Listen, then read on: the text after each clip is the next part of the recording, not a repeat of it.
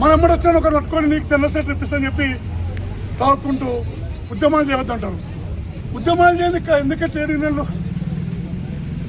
సంజయ్ రెడ్డి గారు ఏమండు అందరిని కలిసి చేయమండు. నేను ఏం పెట్టినా వాట్సాప్ అదే చెప్తున్నా, అందరిని కలిసి చేయమండు. నేనేమన్నా ఉద్యమం చేస్తే వాళ్ళకి ఏమన్నా ఇబ్బంది అయితే నేను రానిడికి, నేను అందరికి వస్తానని చెప్తే ఆబ్సెంట్ అవుతా.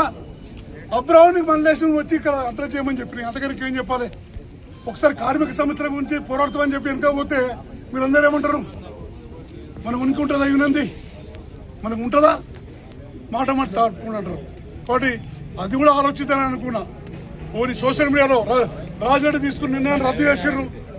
రాజిరెడ్డి నా నిర్ణయం కాదు, ఈయన ఒక డిప్యూటీ జనరల్ సెక్రటరీ, ఈయన ఒక అడిషనల్ జనరల్ సెక్రటరీ, ఈయన ఉపాధ్యక్షుడు, ఈయన డిప్యూటీ జనరల్ సెక్రటరీ, అందరి కమిటీ అబ్రాహం మల్లేష్ మహమూద్ లేని కమిటీ మొత్తం ఉన్నదిలా రాష్ట్ర కమిటీ మొత్తం కూర్చొని నిర్ణయం తీసుకుంటే వ్యక్తిగత నిర్ణయం అంట.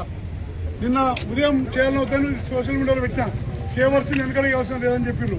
కానీ మన దురదృష్టవశాత్తు ఉంది లేదని కన్ఫ్యూజన్.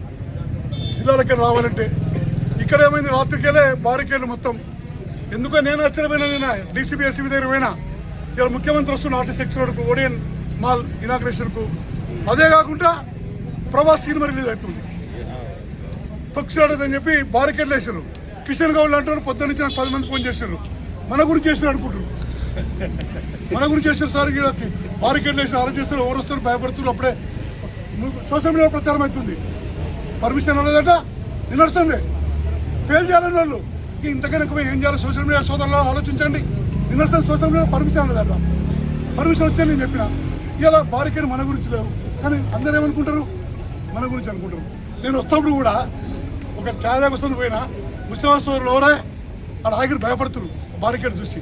ఎవరా బాబు? మనోలే. బారికేడ్ చూసి వెనుక ముందు ఆడుతూ బ్రేక్ చేసి అరే ఏం లేదు పా అని చెప్పిన. అంటే భయం అట్లుంది. ఇవన్నీ మనకు నా లాభమో నష్టమో కాదు, లాభం నష్టం చూసుకోలే. ప్రభుత్వం వచ్చి 2 ఏళ్ళు అయింది. మనం పోరాడాలనుకున్నాం, నిర్ణయం తీసుకున్నాం. సంజయ్కి చెప్పిన మెసేజ్ పెట్టిన, ఈరోజు కార్యక్రమం చేస్తున్నాం సార్.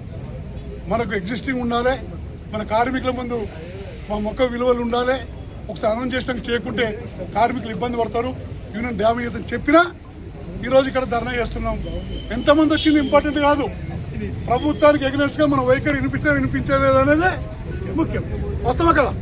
ఇది ఒక పార్ట్.